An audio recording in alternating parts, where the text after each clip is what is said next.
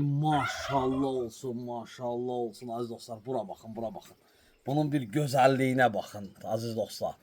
Bal alanda belə ballardan alın da. Bu nə baldır indi soruşa bilərsiniz. Bu bizim meşə balımızdır. Allah buna min bərəkət versin. Bura bakın aziz dostlar, bura bakın. Bir bunun süzülməyinə bakın.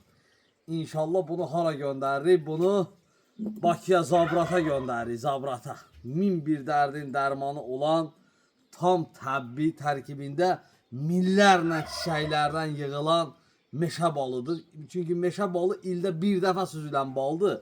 Bilənlər bilirlər ki, meşə balı nə deməkdir? Odur ki, hər biriniz zəng edin, sifariş edin. Bunu yaxından da gətirib çək göstərin. Bura baxın aziz dostlar.